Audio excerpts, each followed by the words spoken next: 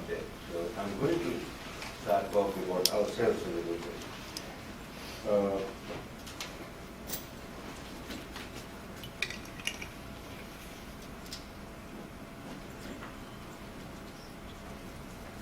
If you take the psychiatric illnesses as a whole,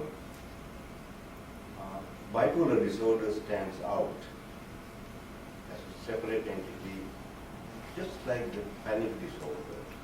The panic disorder, you know that panic attacks come and they go, they don't stay with you. Bipolar disorder is the same. They come, they may make you either depressed for a while or manic for a while,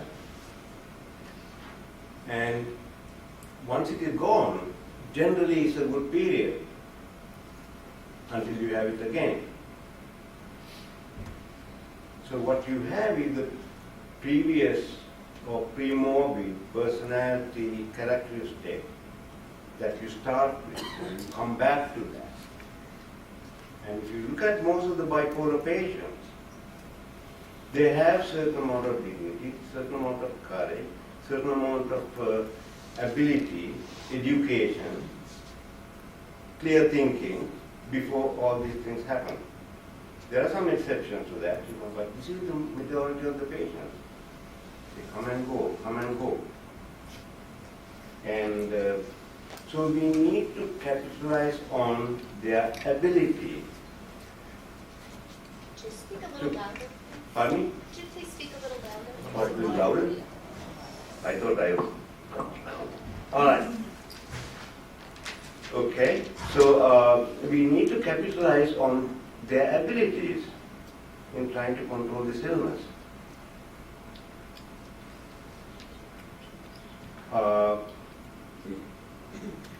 Unfortunately, this hasn't happened very much. Partly because of not having enough people to diagnose the condition properly. If you look at the National DBSA, Depressive and Bipolar Support Alliance, they had done several studies, one in 1992, where they found that about 37% of the patients spent 10 years and see more than 4 physicians before a diagnosis. That's about 1/3. The most scary thing is in year 2002, they did the same study, repeated the same study, same number of patients. They found the same thing. 1/3 of the patients spent 10 years and seen more than 4 physicians before a correct diagnosis. That's scary. I hope it is different if they do it again. So, the 3 of us, we have done a lot of work with bipolar patients. I have been in Orange County for about 30 years. Did start the first bipolar support group in the state in 1983, and I still help the state bipolar association and the local as a medical advisor.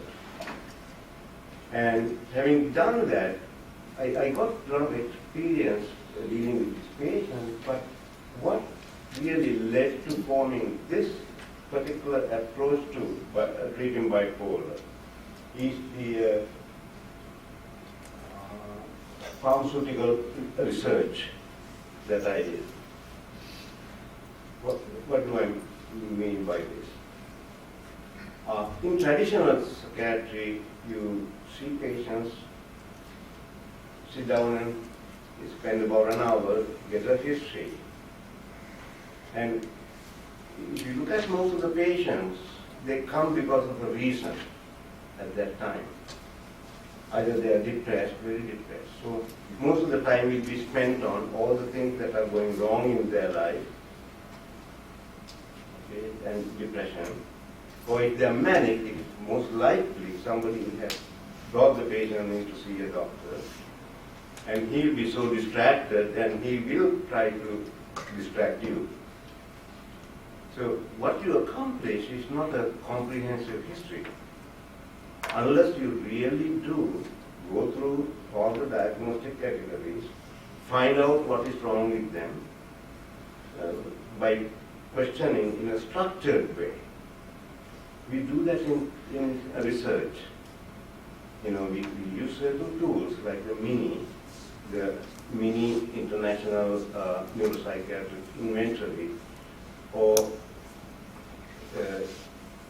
any other tool to make a correct diagnosis. In research, there's one thing that you don't want to do, and that is to get a patient with bipolar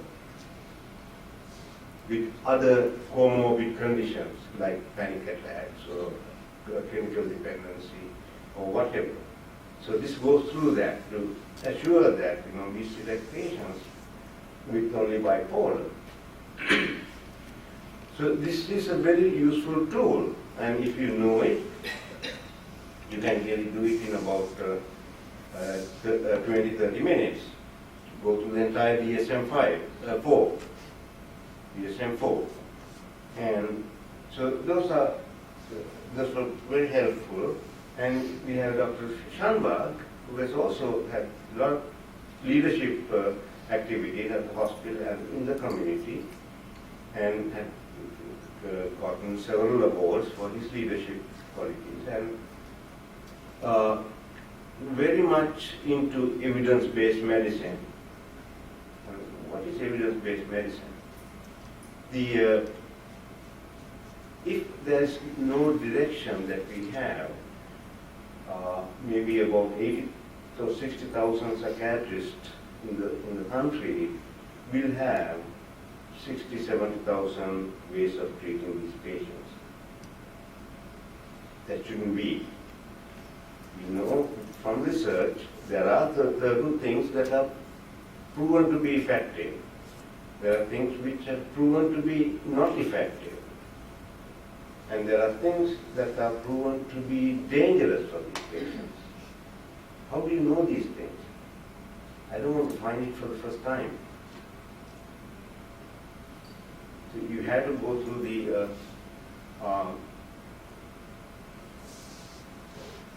research that shows, maybe a mood stabilizer is a better drug for bipolar disorder than an antidepressant medication. Okay, and there are enough studies to say that marijuana smoking is not good for bipolar patients. There's evidence, and we have to follow the evidence. And so this is another strength we have. And then we have Jenny, whom I like to describe as a cement.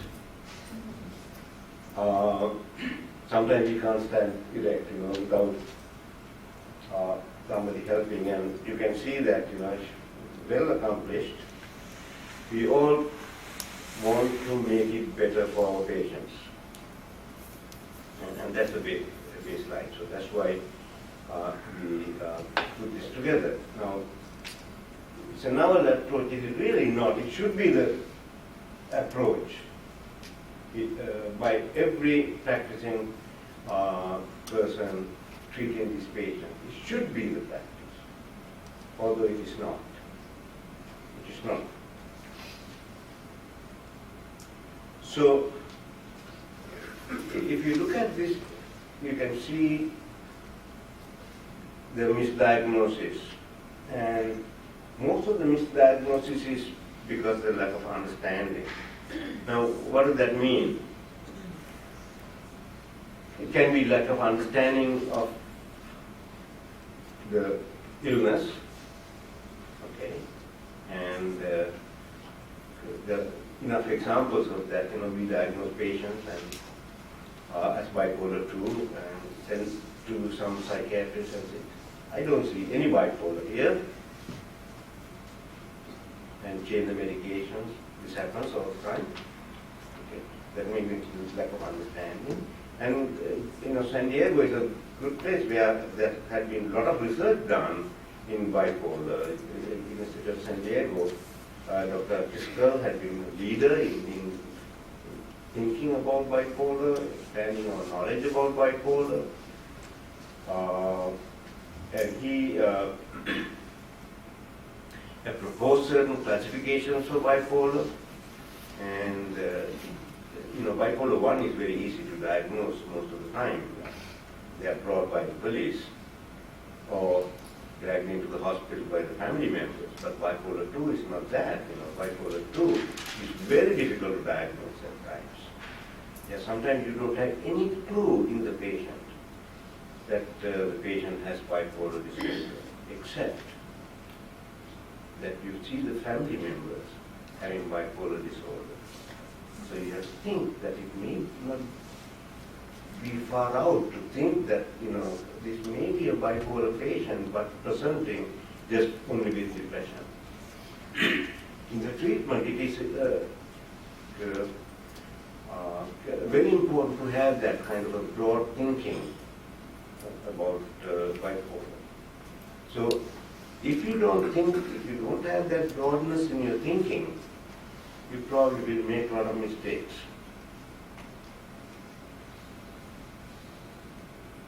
Now, most of the treatments are controlled by money that's being spent. And if you look at here, the money that is spent on mental illnesses is almost equal the money spent on other conditions, medical. So it is not a simple fraction of the cost. It is a lot of money, and people are taking notice of this, notice of the amount of money that is spent. And look at the expenses, the difference in the expenses, and compared to the other medical conditions, the expense. It's all up there.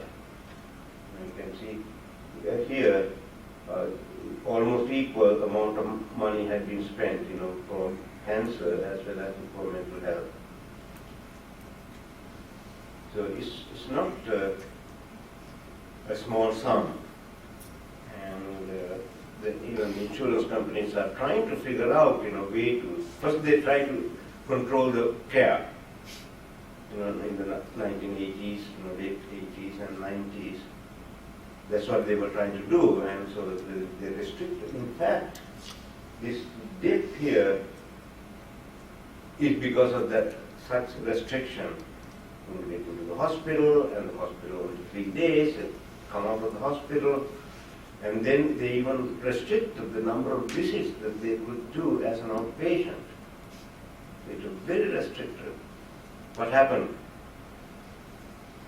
The expense shot up because they were getting more and more recurrently admitted to the hospital, and like a revolving door.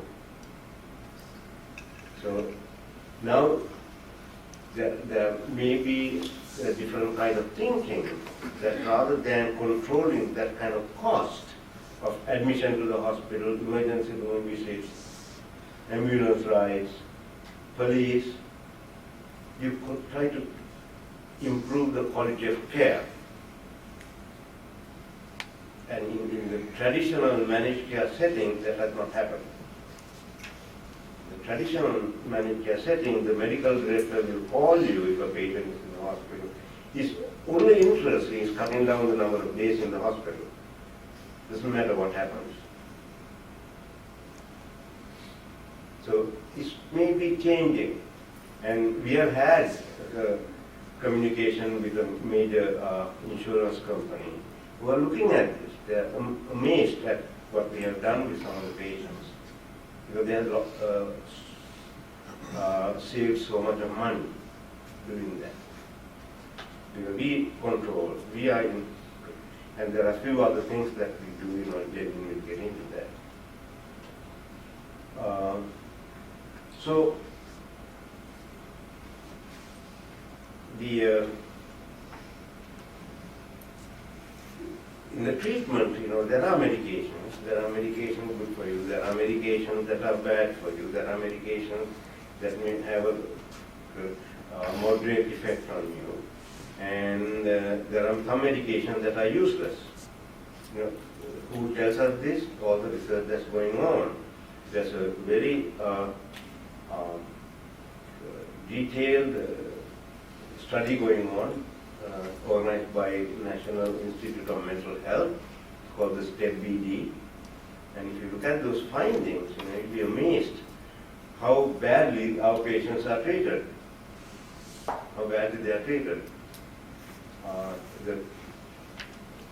In a bipolar patient, and the research has found that 27%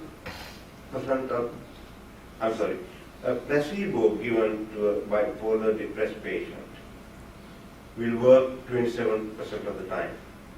And an antidepressant given works only for 22% of the time. So the placebo must be better than medication. So these are findings, which are available to anyone, and you can read up on it. Combining what I said at the beginning about bipolar patient, person who is fairly well put together at the time it starts, we have to treat that person with dignity and with care, proper care, so that they can come back to the life that they can lead comfortably. Okay. And life doesn't stop, with one event, so it's a lifelong process. I was telling someone today that I just saw a patient who's going to celebrate his 90th birthday next week, and he had been with me for 30 years on Lithium. About a week hospitalization one time during that 30 days. And I still check his kidneys and the thyroid, and he has been very well preserved. The care that you have to give to these patients, all the medications have problems and long-term effects. We should try to avoid some of these things. But the main idea of our program is to use the care that has been proven to be effective in controlling some of these, and in the long term minimize the number of medications and give only the medications that are proven to be helpful in avoiding these episodes. In the acute treatment of a patient with depression or mania or mixed states, you may use some different medications, and they may not be the same in the long-term care, in the maintenance. But in the maintenance, you have to think about the safety of the medications. Always you have to think about the safety. Now, I think the questions are at the end of the presentation, so I think I got it turned back to.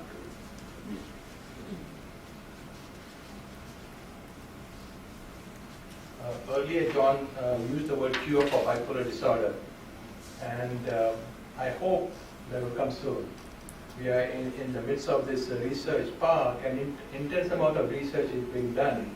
But unfortunately, so far, we don't have a blood test, a genetic test, or any MRI or any scans which will diagnose bipolar disorder or point us in the right direction how to treat them. So unfortunately, or fortunately, what eventually happens is what Siri was saying, Dr. Disla was saying, is this face-to-face interview, and how astute we are gathering information from the patients and the families. So, I don't know who the author is, but a doctor who cannot take good history, a patient who cannot give good one, are in danger of both giving and receiving bad treatment. And this is so true. I've made misdiagnosis and unfortunately mistreated patients many, many times because I'm not very thorough. And my patients also have done the same thing. I can give an example that's very, very interesting. This is the lady what is an artist, fantastic glass work. She was referred to me by her primary care physician, who's well versed in treating depression, and she had treated her for about maybe a year and a half for treatment of depression with multiple 4 or 5 different antidepressant medicines, adequate doses, adequate amount of time, and she was still depressed, was not getting better, so she referred to me. And when we talk a little bit about the scales and the mini evaluation, when I went through all that, she kept denying. She said that couldn't get any history of hypomania or mania from the interview with her. She denied that she had any family history of mental illness, but continually was depressed. And I was trying to get hold of her husband, who is a businessman, was traveling frequently. Eventually, he came to the office one day because his wife was not doing well. And when he started talking to him, he was able to provide all the information. And the biggest information that he provided was her mom had bipolar disorder, which she hid from me because her mom was not treated properly. So when I explored this idea that possibly she may be a bipolar disorder, she immediately said no, because she didn't want to quote unquote be like her mom. Her mom was not treated properly, so bipolar disorder was all over the place. And once we made a correct diagnosis of bipolar disorder, she's doing much better. She's back to working, she's happy, she's taking part in does glass work. But I think so that's why I think very important, not only for the physicians, but also for the patient to give adequate information also. So what we do, we use whatever tools that we have currently. And once again, these are tools that have been well established in the psychiatric and research community. And these are the tools that are used to, first of all, not only diagnose bipolar disorder, but also diagnose what other comorbid conditions are there. For example, this is the latest research done in Archives of General Psychiatry, and in this group interviewed 60,000 individuals in 11 countries and 5 continents, and they were trying to find out what the rate of bipolar disorder in different countries were. And what they found out was bipolar disorder 1 was about 0.4 to 0.6%, bipolar disorder 0.2 was about 0.6 to 0.8, and they also had what is called sub-threshold bipolar disorder, where the person may have episodes of depression but don't meet the full criteria for hypomania. They may have 1 or 2 symptoms, but they are what are called sub-threshold. And interestingly, the disabilities caused by sub-threshold bipolar disorder is as much as someone with a regular bipolar disorder diagnosis. Not only that, the suicidality, the suicidal thought, the suicidal behavior, and suicidal attempts in the sub-threshold bipolar disorder is the same. Not only that, 70% of the other patient also had another diagnosable condition. And the typical comorbid conditions are anxiety disorder, panic disorder, OCD, also chemical dependency. And nearly 40% of the time, these individuals had more than 2 or 3 different comorbidities. And why is it so important to find out what the comorbidities are? Because the medicines, unfortunately, that we have or treat, which will help bipolar disorder, can worsen some of the comorbidities, and vice versa is also true.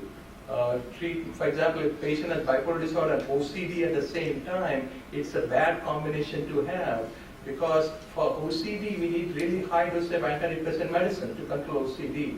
But high dose of antidepressant medicine can make your mood go up and down. So if we don't know what the correct diagnosis is, that becomes an issue. So that's why it's very important that we spend a fair amount of time in what is called a mini evaluation. It's a diagnostic research type evaluation. We go to all the different questionnaires to look into the person at any episode of depression, psychosis, hypomania, mania, panic disorder, generalized anxiety disorder, chemical dependency, all these different types of comorbid condition that could be a problem. The other thing that we do is, for example, when you go to a doctor's office, usually you get weighed or take blood pressure, or if doctor will do lab tests if you are taking certain medicines. We don't have that at this point in psychiatry. So we do have certain tools which are like taking the blood pressure of the mind to see where exactly you are in your phase of the illness. And some of the scales are very important. So we can find out whether the condition is worsening and getting better, because we can put a number to that to the scales. And the typical scale that we use are Madras, that's for depression, Young Mania rating scale for mania, then Ames Simpson angle. This is a scale that we use for patients who have side effects because of medicines, the akathisia and the extemporary side effects of tardive dyskinesia. These can be picked up very, very early if you are aware of it and look for it. Some of the newer medicines, when they first came to the market, they thought that they wouldn't cause any tardive dyskinesia. I'm talking about medicine like, Zyprexa and Seroquel and Risperdal, but they all cause tardive dyskinesia. I had a patient who was placed on Abilify as an adjunct to antidepressant medicine. This lady did not have any bipolar disorder, but was depressed, and to augment, I put Abilify, which clearly helped her with the depression. But within a month, she started developing disconnected movements of the tongue. If I kept on going and going, it could have got worse and worse and could spread. But because looking for it actively, stopped the medicine, and the disconnect went away. It took nearly 3 months for the tongue movement to stop. But so if we need to be constantly aware and look for that. The other thing we do is Edinburgh postpartum depression scale. I take a lot of care of patients during the pregnancy and postpartum period of time. And Edinburgh scale is one of the scales that's a standard. It's a universally accepted scale to see how women are doing in the postpartum period of time. The next thing is health assessment. Health assessment is very important. Unfortunately, frequently when someone is very depressed or chronically ill, and they do go to a psychiatrist, and that may be the only physician contact that they have. They don't go to the primary care doctors, and a lot of the primary care doctors don't want to say in a psychiatric patient they're office screening, yelling, particularly those with schizophrenia. So it's up to the psychiatrist to step in and at least do some basic health assessment. And we clearly do that. We weigh them, check their blood pressure, take the vital signs, and do at least a blood test from time to time to see where they are, how they are. And these health assessments are important because not only does other medical illnesses can mimic as depression or can mimic as a manic episode when in fact they don't have bipolar disorder. Same way, medicine that we use to treat bipolar disorder or depression can cause other medical problems too. And I have a bunch of those that I'm going to talk about in a while. So this is what we do when a patient comes to us. We do a psychiatric evaluation, which is a standard evaluation that we probably have been through several times, health assessment, and then we look at different scales, look at what their BMIs are, look at what some of the dietary situations that could be corrected, take labs, do whatever labs that need to do for that particular patient, vital signs. So that would be something that we do on an initial visit. And then long-term maintenance is, once again, bipolar disorder, unfortunately, is a long-term illness, and Dr. Silva has said that. So just like somebody with diabetes or asthma or arthritis, it needs long-term management. And so we try to educate not only the patient but also the families too. I think families are very, very critical in taking care of bipolar disorder patients. Interestingly, a study was done. This was through the National Institute of Mental Health. What they looked at was the family's expenditure on health care if they have a bipolar disorder member in their family. Okay, so these are family members who by themselves did not have any mental illness, but if they have a bipolar disorder member in their family, their expenditure is much higher than those families where they don't have bipolar disorder in their family. I'm talking about the healthcare expenditure. So bipolar disorder unfortunately can affect the families, particularly if the patients are unstable, constantly ups and downs, and that's why it's called the roller coaster ride, right? It's never smooth. But our hope is, though it's a roller coaster ride, maybe we can smoothen some of the things. Maybe smooth. It won't have the corkscrew kind of move. Maybe smooth a little bit. Maybe take a little more stability for a period of time, rather than completely even it out. And our hope is that by doing ongoing kind of maintenance, we can do that. Dr. Silva has been dealing with patients for many, many years, and is amazed to see that he can have patients for years and not have anyone have to go to the hospital. So, what are iatrogenic comorbidities? Iatrogenic means caused by physicians. Okay?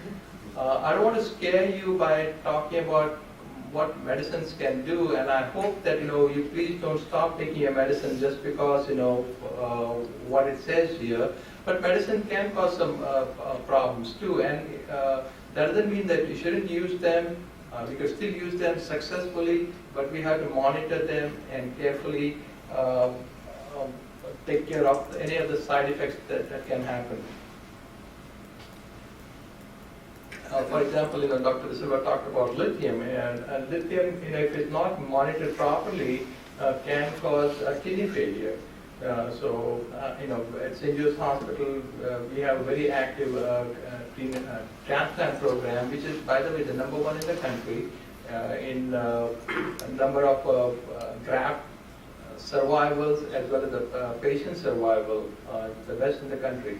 And over a period of time, we have had several patients who had kidney damage because of lithium, and this only happened because they were not monitored properly.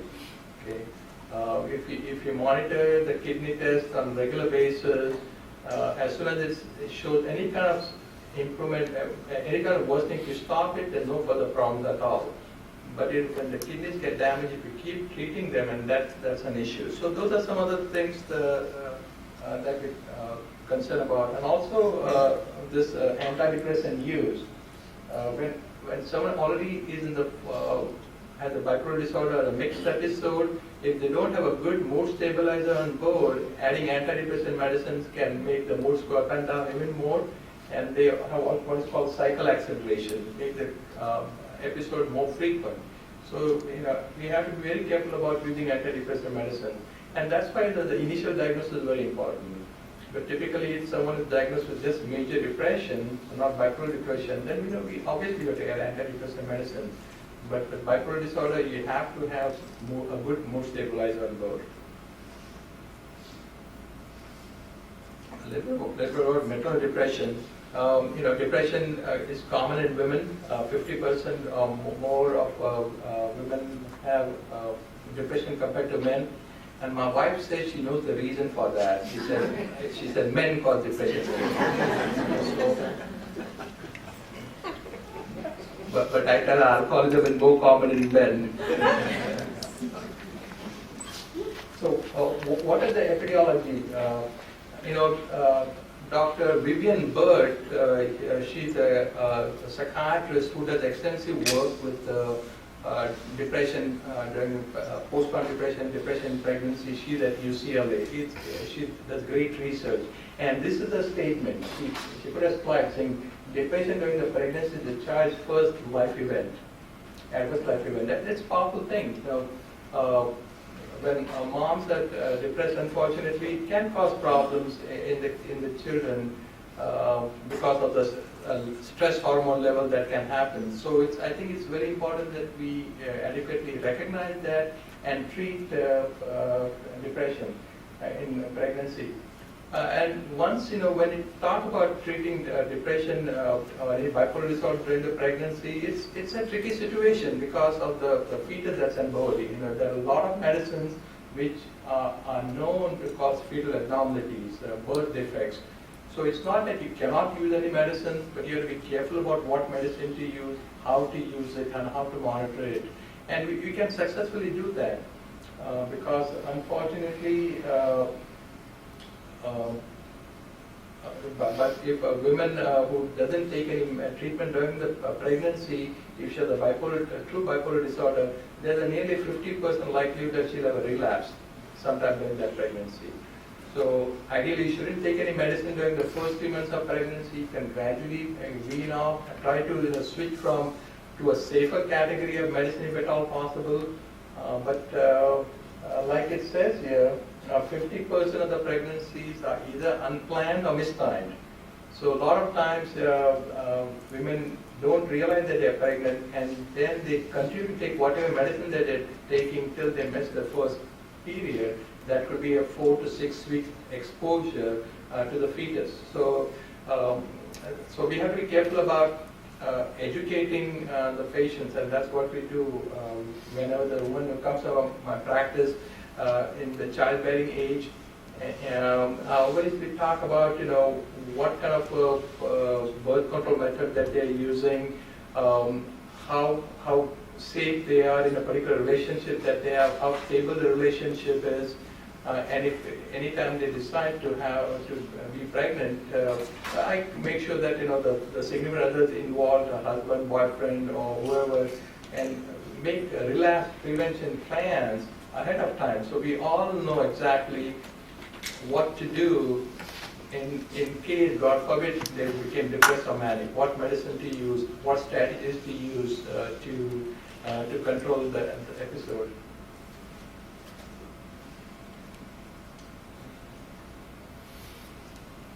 This is, and unfortunately, once if it's unintended, if mom doesn't want to be pregnant, then they don't take folic acid, and folic acid is important for many reasons. It's also important to prevent birth defects in children. They continue to smoke, and there's a high risk of postpartum depression also. So this is just a case study, and we have had many different case studies. So this is a case study that we put here. This is an attorney who became depressed 3 weeks after she gave birth, and this was a planned pregnancy.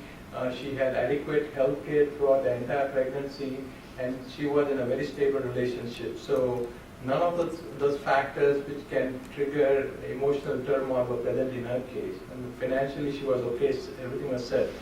But when she started getting depressed, she went to an OB/GYN doctor who put her on antidepressant medications.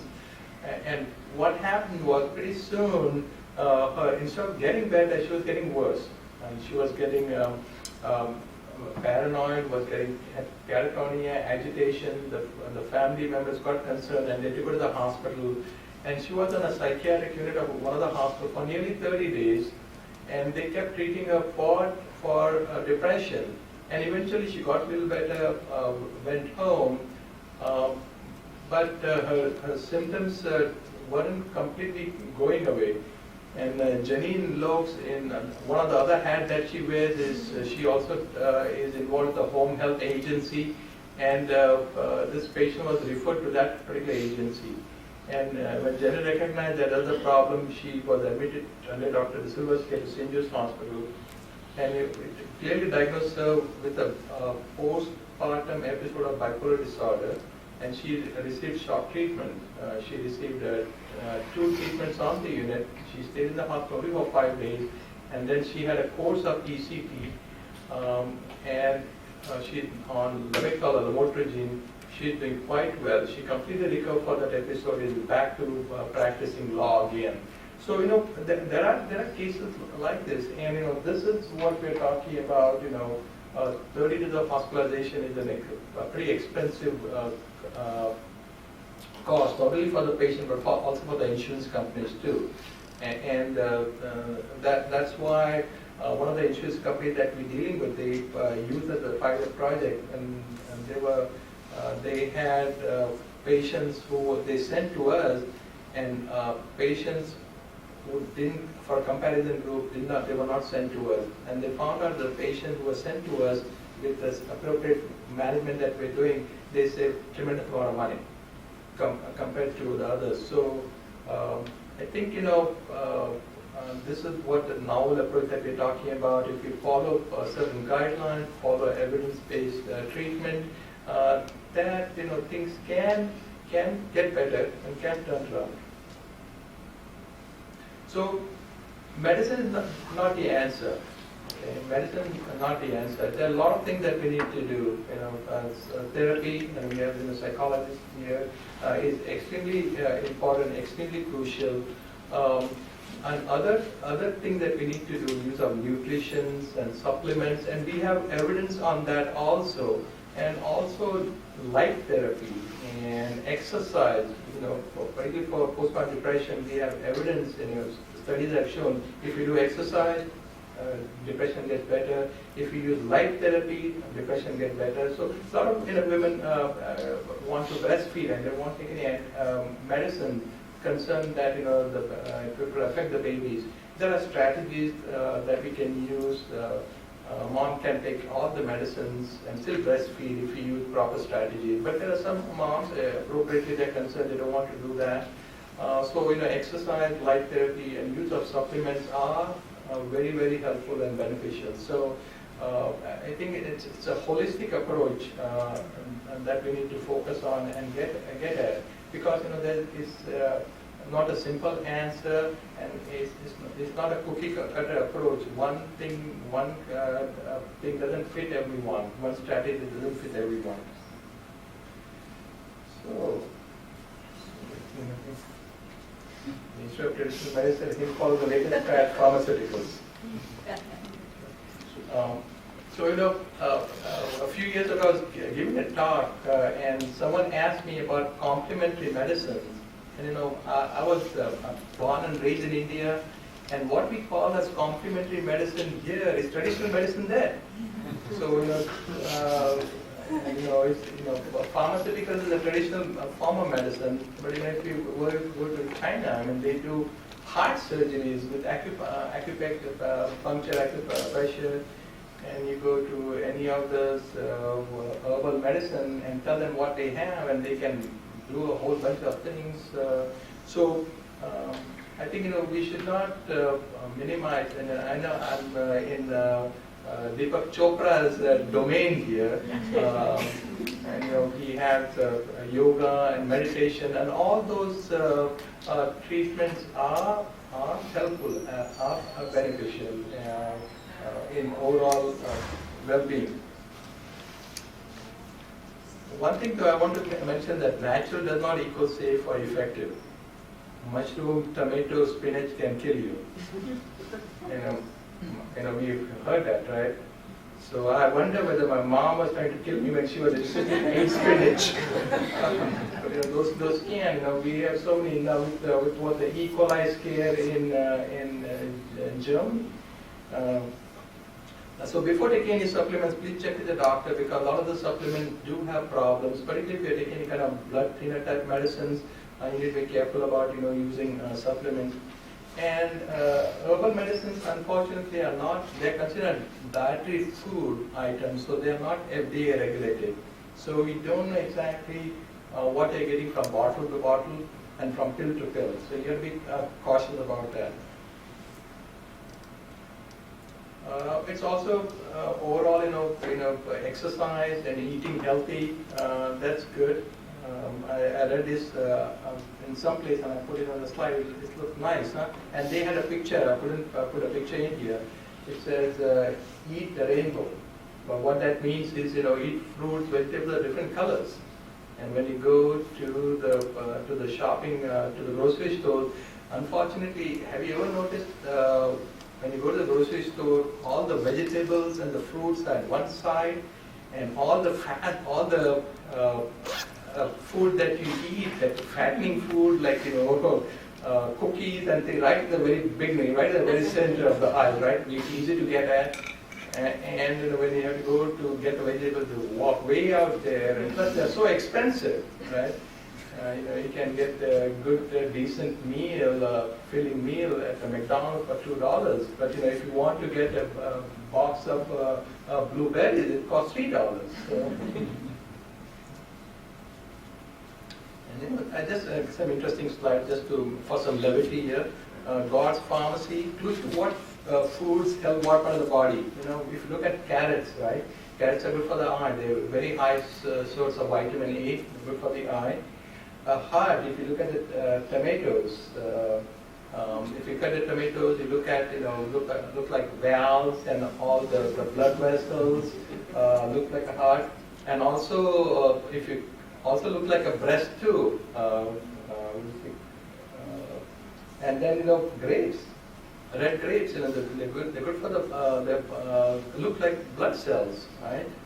They're good for the blood cells themselves. And then this is good, walnuts.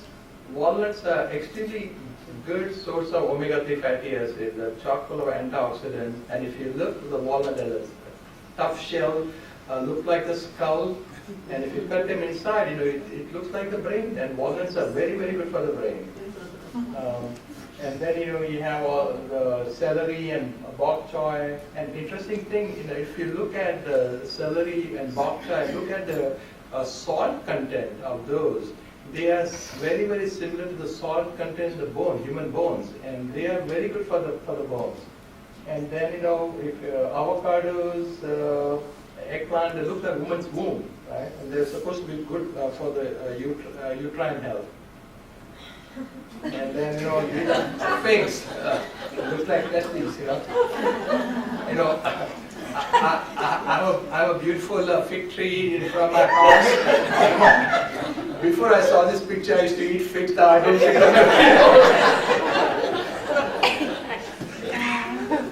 And pancreas, sweet potatoes, yams, they are very, very good for diabetic patients. They reduce the glycemic index, so if you can eat sweet potatoes, that's very good. And it looks a shape of a pancreas. And then these are all look like ovaries, so they're good for ovarian health. And there are others too. Apparently, pomegranate, I guess, there are, someone counted them. If you cut a pomegranate seed, there are 613 pomegranate seeds in an average pomegranate.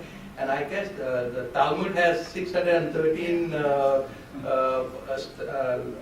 don't know what they're called, statements or, I'm sorry? Mitzvah, I think. 613, is that right? Yeah. Yeah, and that's the same as the pomegranate. And pomegranate, is very common in the Middle Eastern countries. So, a lot of interesting things about food are. So, the idea is, to eat healthy and eat a broad range of food, good for the brain. I'm going to stop, and Janine will be here to talk a little bit more into detail about nuts and bolts about what we do. I'm not going to talk about figs, that's for sure. So I'm going to give you a little information about our program and how it actually works. So what we've done is we've designed at our clinic an area, and it's a one-stop shopping area. So that way, what we wanted to do was be able to have a clinic that, because we know that a lot of times patients have a hard time getting to centers or getting to a facility, and they don't drive, or the bus might be difficult to get to. But we wanted to be able to provide a one-stop care, and also we use the approach of a wellness and recovery approach. We think it's really important that we're looking at all areas of the individual's life. So like the guys were saying, is that when a patient first comes to our clinic, they have a psychiatric evaluation, and we usually allow about an hour and a half to 2 hours for the patient to be there. Now, some of them come with family members, some don't have family members that are involved in their care, but at least we have some time where we can really sit down and do a thorough evaluation. We look at medication management, and we also look at the insurance company that we're working with is really a big proponent on looking at some long-acting injectables. They have a special program that for patients that have a problem with compliance, they give the individuals the opportunity to use some of the longer-acting injectables. We really look at, too, keeping the person in the community and whatever they're living at, whether it's at board of care, whether it's living independently, whether it's living in with their parents or their family members, whoever, we try and keep that family whole. How do you do that? You do that with assertive case management, okay? You're doing a lot of coordination of care, because what happens is a lot of these members have problems with, they might not be able to get to this appointment or might not be able to access this service. We spend a lot of time with these members and with their family on looking at how can we help them to coordinate their primary care physician appointments. Or for some of the patients that have been sick for many years, we also look at getting them on disability if they need to. Okay, so we work real closely with whoever their community resources are. Some of them have outside entities that they're working with, so there's a lot of coordination and case management between our therapist and an outside therapist. We have an ECT program that we work closely with St. Joseph Hospital. Dr. Silva and Dr. Schambach do a lot of ECT treatments over there, so we can coordinate that as well. Within the program, we offer some educational component. We have monthly groups that are available for just the individuals themselves who are suffering with the bipolar disorder, and then we also provide educational groups for the family members or the significant others, because it's important that everybody knows the types of treatment that's going on, but then how to support one another while they're going through this treatment. And like Dr. Schambach was saying, if any of the patients are needing like further medical attention, we can provide them with a different cadre of physicians that are available to address whatever those medical concerns are. Now this actually looks at our program. So if you look at the top of the spectrum here, we have like 5 different types of patients that we see within our practice. We have those people who have first-time breaks. We have those patients who come in who are misdiagnosed. We have our chronic relapsers, because there are those individuals for whatever reason, they just can't stay stable. Then we also see patients in our practice who have dual diagnoses. Okay, that might be, drugs or alcohol. And then we have our postpartum depression section. So what happens is when a person first comes in, they typically are in a crisis. Okay, so we will fit them into one of these areas up here. Okay, so we have the services available to them. They can come into our clinic 1, 2, 3 times a week if need be, depending upon how symptomatic that person is. And so they might have, their initial assessment, but they might have individual therapy, they might have crisis management, they might have a family education meeting, whatever their symptoms warrant, we're able to facilitate those types of therapies. Then once somebody gets a little stable and they move through, they can get into the post-crisis. So then they might not need to be coming to our clinic as much once they get a little bit stable, okay? And then once we get them maintained and we get all the the real major problems under control and we get their symptoms stabilized, then we move them into a maintenance phase where they might only come 2 or 3 times a month, depending upon the patient. Okay? So some of the highlights that we look at is that the treatment plan, because we have that cadre of services available to these patients, the treatment is individualized and it's fluid. So if a person is, say, going through and they're doing really well, but for whatever reason they have a problem, maybe there's a crisis at home, or there's a crisis at work, or there's a crisis at school, if they need to have more treatment or maybe an extra individual therapy that week, we can go ahead and move them back into the program with that. So we really try to match the services based on what are the presenting symptoms or what is going on in that person's life. There's a high level of case management. I talked a lot about that, where if one of the therapists needs to be checking in with the patient periodically throughout the week, or checking in with the family member and doing some crisis intervention, we have that capability. Obviously, we want to keep them maintained within their community tenures to keep them active in their community, so we have a lot of communication going back and forth with that. And hopefully with a lot of this best practice and with these services that we're offered, we're going to have some cost savings for them, and we want to be able to collaborate with the patients and their community partners out there. One of the things that I had developed, because as a nurse we're always looking at how can we treat these individuals and how can we get them to be successful out in the community. So when I was doing some inpatient work and also home health, one of the things that we did when I was doing therapy with these patients is that I wanted to make sure that if there were certain coping skills that they were successful with, that we were able to give them something tangible. So I came up with these 2 cards, one a behavioral contract, the other one being a coping skills card for them. So patients, say if they have a certain type of behavior, maybe it's drinking whenever they get stressed out, or we see patients that have cutting behaviors.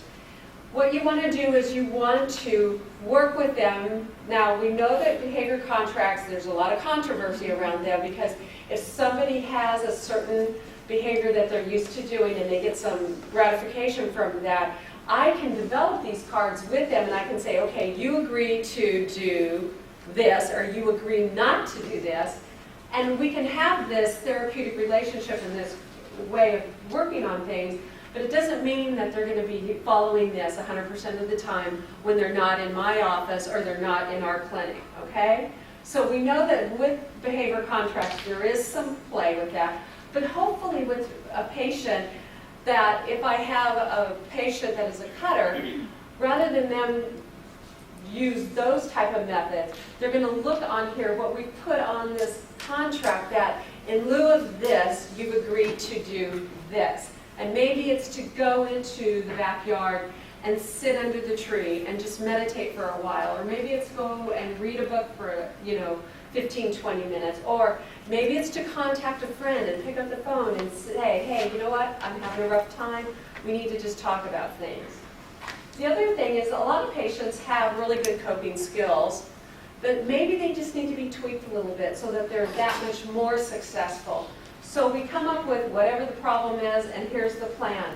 I get the patient to sign or initial, and I sign an initial. What that does is it's also holding somebody accountable. So for instance, how many of you have been on antibiotics before for a course of treatment? Okay, we all have. How many on your bottle of antibiotics it says, take the antibiotics for 10 days? How many people, once you start feeling better, stop taking it after day 5 or day 7?